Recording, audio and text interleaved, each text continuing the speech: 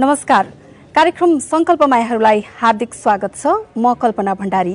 विपद जोखिम न्यूनीकरणका प्रयास र विपद जोखिम न्यूनीकरणमा भए गरेका पहलहरूका विषयमा हामी यहाँहरूलाई जानकारी गराउँछौं। हरेक साता हामी यही समयमा उपस्थित हुने गर्छौं। आज हामी तनहुँ जिल्लाको ब्यास नगरपालिकामा केन्द्रित छौं। ब्यास नगरपालिकाको प्राङ्गणबाट हामी यो कार्यक्रम प्रसारण गरिरहेका छौं।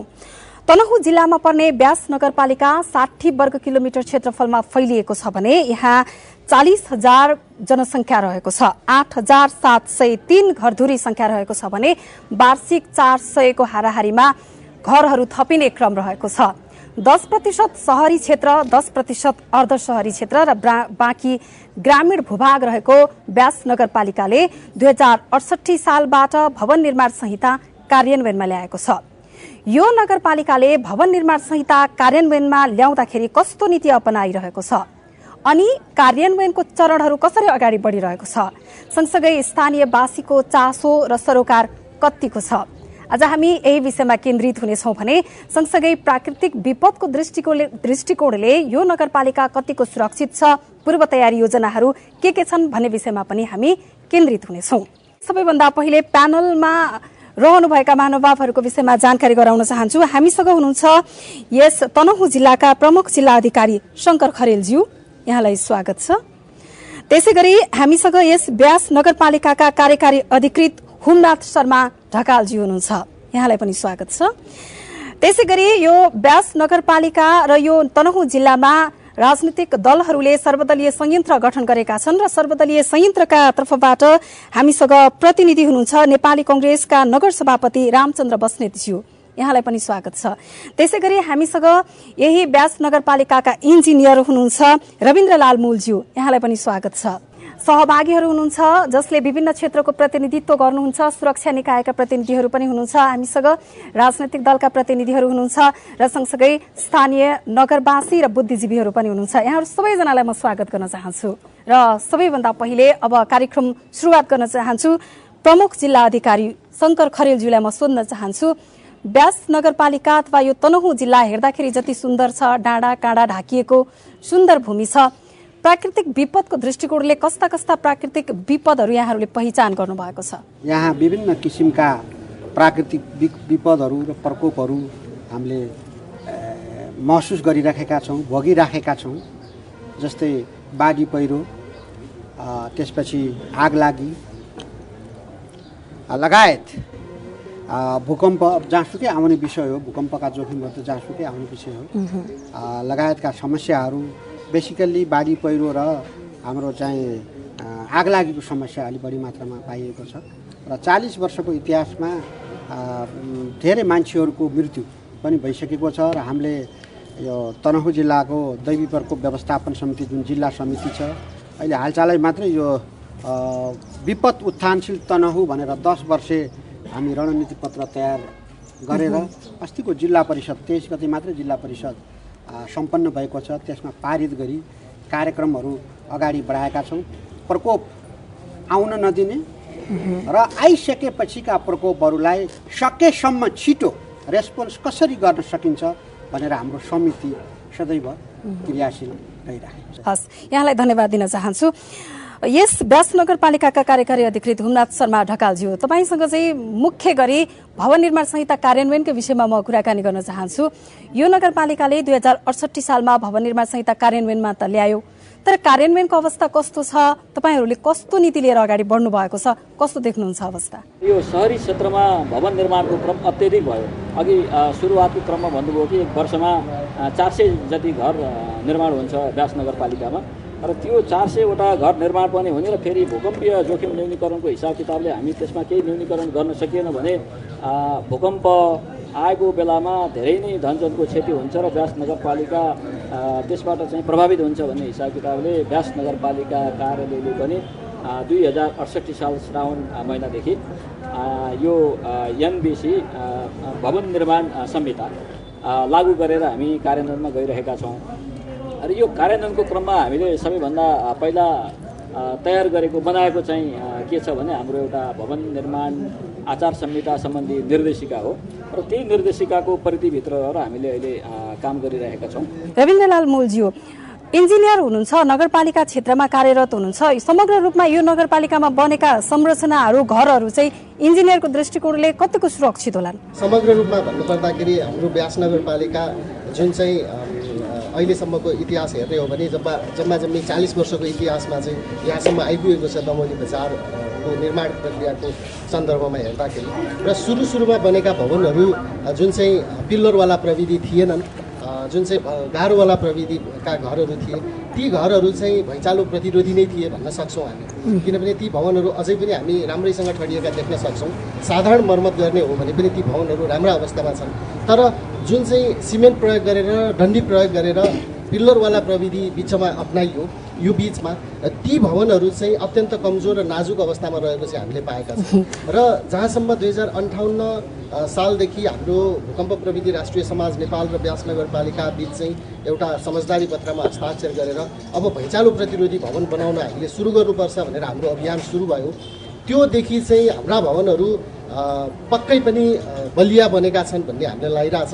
र भवन आचार संहिता प्रयोग गरेर 2068 सालदेखि जति पनि भवनहरू बनेका छन् ती भवनहरू चाहिँ पूर्णतः त म पनि भन्न सक्दिनँ, किनभने 100% कहिले पनि एचिभ गर्न सकिँदैन।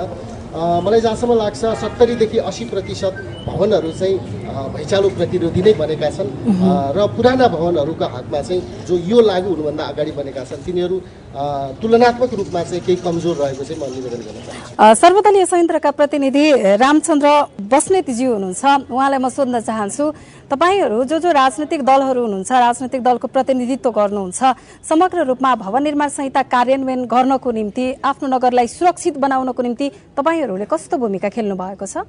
ब्यास नगरपालिकामा एक त योभन्दा अगाडि नै भूकम्प प्रविधि राष्ट्रिय समाज र ब्यास नगरपालिकाले ब्यास नगरपालिकामा एउटा भूकम्पीय जोखिमलाई कसरी न्यून गर्न सकिन्छ भन्ने हिसाबले एउटा कार्यक्रम पनि हामीले लागू गरिसकेको र नगरपालिकामा त्यसको अभ्यास पनि भइसकेको हुनाले हामीले यो बिल्डिङ कोड भवन आचार संहिता ब्यास नगरपालिकामा सहजै लागू गर्न सकिन्छ भन्ने हिसाबले 67-68 को नगर परिषदबाट पारित गरेर 68 श्रावण 1 गतेबाट हामीले यसलाई सञ्चालन गरिसकेका छौँ। नगरपालिकाका 11 वडाहरूमा 144 वटा टोल विकास समितिहरू छन् हैन, तिनीहरूलाई सक्रिय गरेर हामीले यो सूचना र यो सन्देश हैन गाउँ घरमा र नगरपालिकाका सबै बस्तीहरूमा हामीले पुर्याइरहेका छौँ। निर्माण व्यवसायी समितिका सचिव सोम आलेजी हुनुहुन्छ। निर्माण व्यवसायीहरूले चाहिँ घर बनाउँदाखेरि भवन निर्माण संहिता पालना गरेर बनाउनुहुन्छ अथवा तपाईँहरूले त्यो तालिम कसरी प्राप्त गर्नुभयो, के छ अवस्था? हामीले भवन चाहिँ निर्माण गर्दाखेरि नगरपालिकाले जुन किसिमको चाहिँ निर्देशन गरेको छ त्यो निर्देशन अनुसार चाहिँ हामी भवन निर्माण गर्छौँ र हामी त्यो निर्देशन अनुसार भएको छैन भन्ने कुरामा हरेक फिल्डमा गएर, हरेक क्षेत्रमा गएर अनि जुन दण्डी चाहिँ अब तयारी गर्दादेखि डिपिसी लेभल गर्दा, ढलान गर्दा दण्डीहरू सबै तयारी छैन, जुन हामीले चाहिँ नक्सा अनुसारको चाहिँ अब तयारी गरेको छ कि छैन भन्ने कुरा चाहिँ हामी भवन आचार संहिता अनुसार चाहिँ हामी तयारी गर्छौँ। विशेष गरेर यो सहरी क्षेत्रमा पनि जुन निर्माण भएका भवनहरू छन् यसमा एउटा कुरा के चाहिँ ख्याल नगरेको हो कि अथवा हामीले ध्यान पुर्याउन नसकेको हो कि त्यो के हो, र विशेष गरेर एरिया, जग्गाको एरियालाई हेरिकन उचाइ तय गर्नु जरुरी हो कि जस्तो मलाई लाग्छ। त्यसकारणले एरिया जस्तो 2 आना 2.5 आना को एउटा चाहिँ एरियामा भवन निर्माण गरिन्छ भने त्यसको पनि उचाइ 5 तले,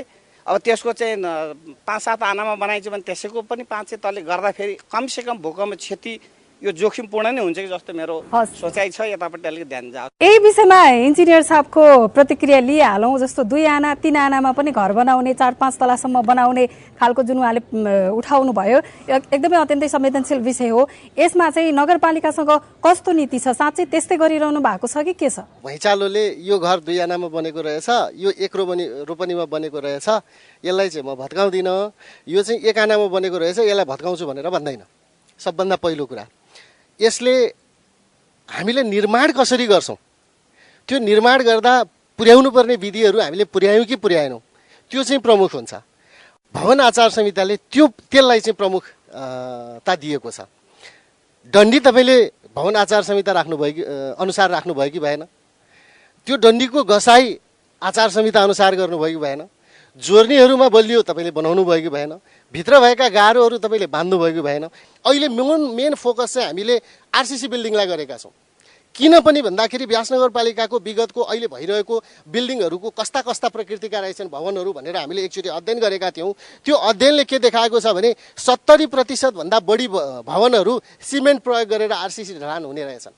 हामीसँग डाटा छ र लगभग 24% जति चाहिँ माटो प्रयोग गरेर बन्ने भवनहरू रहेछन्। काठे घरहरू र अन्य बाँसका घरहरू भनेका त एकदमै शून्यभन्दा तलका प्रतिशतमा हामीले भेटेका छौँ। त्यसकारणले हामीले बढीभन्दा बढी क्षति पनि गर्न सक्ने, भैँचालाका कारणले क्षति पनि गर्न सक्ने र प्राविधिक रूपमा अत्यन्त कठिन बनाउनका लागि कठिन हुने भनेको आरसीसी बिल्डिङ, यसलाई हामीले लाइनमा ल्याउन सक्यौँ भनेदेखि भवन आचार संहिता निश्चित रूपमा लागू हुन्छ भन्नेलाई रणनीतिक रूपमा प्रयोग गर्दै हामीले आरसीसी बिल्डिङलाई चाहिँ बढी फोकस गरेर। हस्, मैले धन्यवाद दिन चाहन्छु। कार्यकारी अधिकृतजीलाई सुन्न चाहन्छु। अघि उहाँले पनि उठाउनु भएको थियो जस्तो सहरीकरणतर्फ अगाडि बढिरहेको छ यो नगरपालिका, तर सहरलाई मात्रै केन्द्रीकृत गरेको, गाउँ ग्रामीण क्षेत्रलाई चाहिँ त्यति ध्यान नदिएको हो कि? हामी अहिले भर्खरै 68 देखि भवन निर्माण संहिता लागू गरेका छौँ र अब क्रमशः हामीले निर्माण कर्मीहरूको तालिमको व्यवस्था गरिरहेका छौँ र अहिलेसम्म हामीले 2-3 चरणमा तालिम दिएका छौँ र अब आज भोलिमै पनि हामी यही हप्तामा फेरि अर्को चरणको तालिमको कार्यक्रम सञ्चालन गर्ने क्रममा छौँ र क्रमशः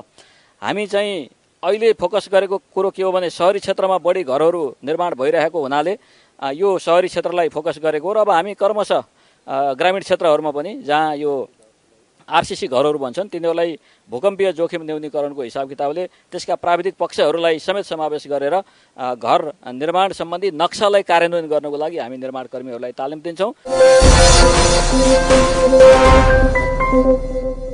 प्रहरी नायब परीक्षक चक्रराज जोशीजी हुनुहुन्छ, प्रहरीको तर्फबाट यहाँ प्रतिनिधित्व गरिरहनु भएको छ। आम जनतामा तपाईँले भनेको सुरक्षाको प्रत्याभूति दिनुहुन्छ, कतिको सुरक्षित छ यो समुदाय, यो नगर र यहाँ प्राकृतिक प्रकोपको विषयमा नेपाल प्रहरी कतिको सक्षम छ त्यसलाई ह्यान्डलिङ गर्नको निम्ति? विपद जति बेला जुनसुकै ठाउँमा पनि आउन सक्ने भएको कारणले गर्दाखेरि हामी प्रहरी चाहिँ फ्रन्ट लाइनमा भएर नै काम गर्ने हो र कुनै पनि घटना घटेको जानकारी हुनासाथ प्राप्त हुनासाथ हामी चाहिँ तुरुन्तै रेस्पोन्स गर्छौँ, तुरुन्तै चाहिँ घटनास्थलमा पुग्छौँ र चाहिँ एक्सिडेन्ट पनि हुनसक्छ अथवा कुनै बाढी पहिरो भूकम्प जे पनि हुनसक्छ त्यस्तो ठाउँमा खबर प्राप्त हुनासाथ हामी चाहिँ तुरुन्तै रेस्पोन्स गर्ने गरेका छौँ। मेरो नाम कृष्ण प्रसाद खनाल हो। म व्यास नगरपालिका वार्ड नम्बर 3 को वार्ड नागरिक मञ्चको अध्यक्ष। म प्रश्न सिडिओ साहबलाई नै सोध्न चाहन्छु। सिडिओ साहब, तपाईँ एउटा प्रमुख जिल्ला अधिकारी, जिल्लाभरिको शान्ति सुरक्षा लगायत विपद हेर्ने एउटा अधिकारी हुनुहुन्छ। तपाईँले जिल्लामा, हाम्रो तनहुँ जिल्लामा यस्ता नगर उन्मुख ठाउँहरू धेरै छन्, यी ठाउँमा पनि भूकम्प निरोधक घरहरू बनाउनु पर्छ भनेर तपाईँले कतिको त्यहाँका जनतालाई सचेत गराउनु भएको छ? यदि गराउनु भएको छैन भने अब यसलाई पहल गर्नु पर्यो। र म उहाँलाई के भन्न चाहन्छु भने, एउटा नगरपालिका कार्यकारीलाई के भन्न चाहन्छु भने, तपाईँ बसेको घर, अहिले बसेको घर यो भूकम्प निरोधक हो कि होइन, पहिला आफू चाहिँ दह्रो हुनु पर्यो। अहिले जुन यो व्यास नगरपालिकाभित्र पर्ने धेरै चाहिँ सरकारी कार्यालयहरू छन्, उहाँहरूले भवन आचार संहिता पालना गर्नु भएको छ कि भएको छैन? उहाँलाई एउटै प्रश्न मैले अर्को पनि सोध्न के चाहेँ भने, उहाँ आफै बसेको क्वार्टरको चाहिँ भवन आचार संहितासँग सम्बन्धित छ कि छैन, जोखिम छ कि छैन, र उहाँले त्यसको लागि चाहिँ कुनै उपाय सोच्नु भएको छ कि भएको छैन? सर्वप्रथम त म नगरपालिकालाई के अनुरोध गर्न चाहन्छु भने, वास्तवमा हामीले भूकम्प दिवस मनाउँदाखेरिमा बजारमा सीमित भएर असाध्यै निम्न हिसाब किताबले भूकम्प दिवस मनाएको अवस्था छ। हामीले माघ 2 गते मनाउँदा, किन त्यसमा चाहिँ जनताको माझमा सूचित भएर त्यसलाई जानकारी हुन सकेन जस्तो मलाई लाग्छ। त्यस कारणले गर्दाखेरिमा यो भूकम्प दिवसहरू मनाउँदा प्रत्येक वडामा पनि त्यसलाई चाहिँ लागू गरियो भने त्यसलाई अलिक जनतामा जनचेतन चाहिँ फैलिन्छ भन्ने मेरो चाहिँ सुझाव सल्लाह छ। महिला प्रतिनिधिलाई लिन चाहन्छु। 68 सालदेखि अगाडि बनेका घर त के कस्ता छन् त भन्न सकिँदैन। त्यहाँदेखि यता बनेका घरलाई हामीले मिस्त्रीलाई पनि तालिम दिएछौँ, ठेकदारलाई पनि तालिम दिएछौँ।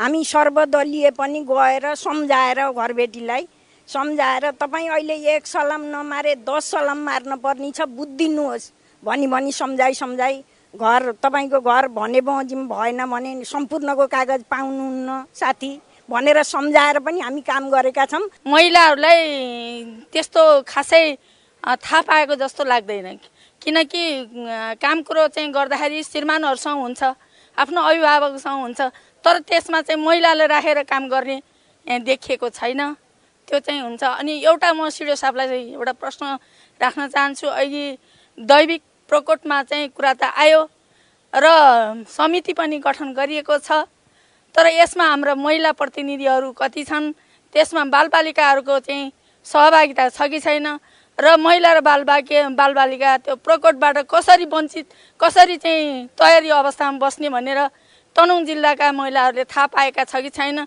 यो सञ्चारबाट प्रसारण भएको छ कि छैन, एउटा प्रश्न राख्न चाहन्छु। हस्त, धन्यवाद। इन्जिनियर साहबलाई एउटा क्वेसन के गर्न चाहन्छु भने के हामीसँग पर्याप्त जनशक्ति छ त यो अनुगमन गर्न सुपरभिजन गर्नको लागि, र यसका पर्याप्त जनशक्ति अभावका कारणबाट घर निर्माण गर्ने घर धनीहरूले शास्ति खेप्नु परेको त छैन, काम गर्ने मजदुरहरू रोकिएका त छैनन्। घर बनिसकेका छन्, तर अब नगरपालिकाले निर्धारित गर्दाखेरि कति तलासम्म बनाउन पाउने हो त, यो चाहिँ जनताले थाहा पाउनुपर्छ। प्रत्येकको हातमा एउटा चिठी पनि पुग्न पर्छ उहाँहरूको हातहरूमा, र घर बनाइसकेपछि भत्काउ भनेर नि हुँदैन। त्यसैले नगरपालिकाले निर्धारित गरेको कति ढलानसम्म गराउन पाउने हो त्यो चाहिँ नि नगरपालिकाले एकदम निर्धारित गरिदिनु पर्छ भन्ने मलाई लाग्छ। रविन्द्रजीलाई धेरै प्रश्न आएको छ, अलिकति जनशक्ति पनि पुगेन, दक्ष जनशक्ति पनि भएन, तालिम पनि पुगेन भन्ने कुरा धेरै प्रश्न उठाउनु भएको छ। व्यास नगरपालिकामा अहिले 5 जना जनशक्ति छौँ हामी प्राविधिक। कुनै नगरपालिका छ जहाँ 1 जना सब इन्जिनियरले हाँकेर बसिरहनु भएको छ, त्यहाँको तुलनामा व्यास नगरपालिकामा 5 जना जनशक्ति थोरै हो र? होइन। तर जुन अभियान जुन अभिभार हामीले बोकेका छौँ त्यसका दृष्टिकोणले हेर्दाखेरि चाहिँ पक्कै पनि कम हो। र अर्को चाहिँ व्यास नगरपालिकाबाट प्राविधिक जनशक्ति रक्तबीजका रूपमा उत्पादन गर्ने हाम्रो अभिलाषा छ। भलै इन्जिनियर उत्पादन गर्न नसकिएला, भलै ओभरसियर उत्पादन गर्न नसकिएला, तर निर्माण पद्धतिमा संलग्न हुने अन्तिम हात पर्ने निर्माणकर्मी जो निर्माण व्यवसायीहरू हुनुहुन्छ उहाँहरू त हामी उत्पादन गर्न सक्छौँ।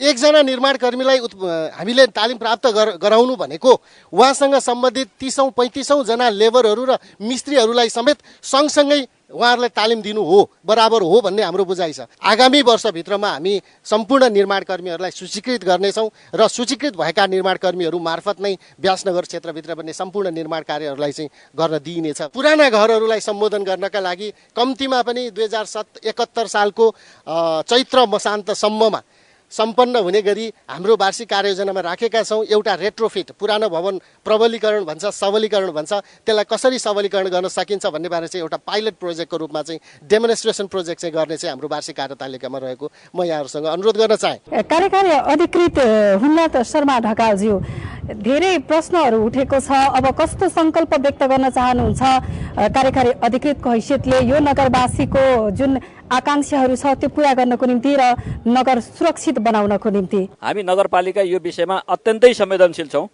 यो चाहिँ एनबिसी कार्यान्वयनको सम्बन्धमा यहाँ केही कुराहरू उठेको छ। अब यो 15% जग्गाको कुरो आएको छ। यो हामी धेरै पहिलादेखि नै हाम्रा विभिन्न छलफलहरूमा, सर्वदलीय संयन्त्रको बैठकमा, कर्मचारीहरूको बैठकमा र अरू फोरमहरूमा पनि हामीले छलफल गर्दै आएको विषय हो र उठ्ने गरेको कुरा पनि यही हो। 2, 10, 11 चाहिँ यो गर्न नपर्ने, अरू बाँकी चाहिँ 1 नम्बर, 5 नम्बर, 8 नम्बरतिर चाहिँ गर्नुपर्ने किन हो भनेर भनिसकेकोमा जहाँ सहरीकरण भइसकेको छैन र जग्गा खाली छ, खाली ठाउँमा त हामी गर्न सक्छौँ नि भन्ने हिसाब किताबले हामीले यो 15% जग्गा चाहिँ छोडेर चाहिँ भवन निर्माणको क्रम सुरु गर्नुपर्ने हो कि भनेर भने हो। यो चाहिँ यहाँहरूकै लागि, जसको जमिन हो, जसको घर हो, उसैको भलाइको लागि, उसैको फाइदाको लागि यो चाहिँ यसलाई सकारात्मक हिसाबले यहाँहरूले सोच्न पर्छ होला जस्तो मलाई लाग्छ।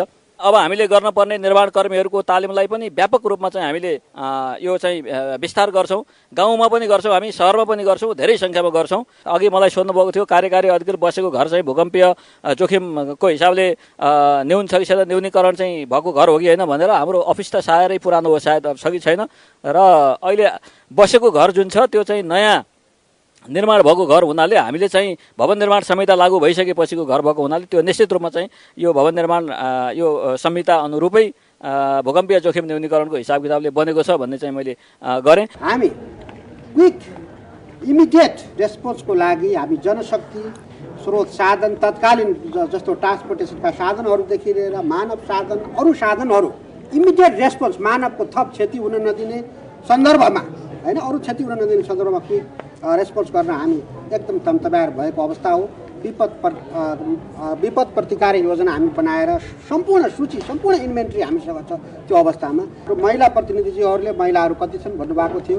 यो जिल्ला विपद व्यवस्थापन समिति जिल्ला अधिकारीको अध्यक्षतामा बन्छ र स्थानीय विकास अधिकारीज्यू सदस्य सचिव हुनुहुन्छ, सुरक्षा निकायका प्रमुखहरू सदस्य हुनुहुन्छ, सम्पूर्ण राजनीतिक दलका प्रतिनिधिहरू सदस्य हुनुहुन्छ। त्यो हिसाबले प्रतिनिधिहरू आउने हो।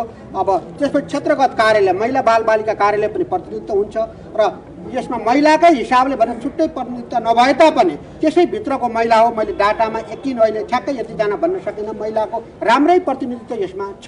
अहिले बनेका घरहरू गाविस भवन होस्, जिल्ला प्रशासनको कार्यालयको घर होस्, अन्य जुनसुकै घरहरू बनेका छन्, सम्पूर्ण घरहरू भूकम्पीय दृष्टिकोणबाट हेरेर मात्रै बनाइएका छन्, प्रतिरोधात्मक हिसाबले बनेका छन्। त्यसमा शङ्का गर्नुपर्ने ठाउँ हामीलाई छैन जस्तो लाग्छ। यो भूकम्पीय प्रतिरोधात्मक घरहरू बनाऊ भन्ने विषय हामी अरूलाई भनेको होइन, हामी आफैलाई भनेको हो। आफ्नो सुरक्षाको लागि भनेको विषय भएको हुनाले हामीले मनन गरेर सामान्य हामीलाई दुःख दिएको हो कि भन्ने नियत राख्नुहुन्न, सोचाइ राख्नुहुन्न भन्ने मलाई लाग्छ। आज उठेका कुराहरू यदि चाहिँ हाम्रो पक्षबाट कमी कमजोरी हुन गएका छन् भने ती कुराहरूलाई सुधार्न हामी अहिले प्रतिबद्धता व्यक्त गर्नुपर्छ र त्यसको अनुगमन हामीले गर्नुपर्छ। म कार्यकारी अधिकारीज्यूलाई म भन्न चाहन्छु। र यसमा सरकार आफै एक्लै गर्छ भन्ने विषय होइन। सरकारी क्षेत्र, गैर सरकारी क्षेत्र, निजी क्षेत्र, सम्पूर्ण समुदाय यसमा विपदको अवस्थामा परिचालन हुनुपर्छ।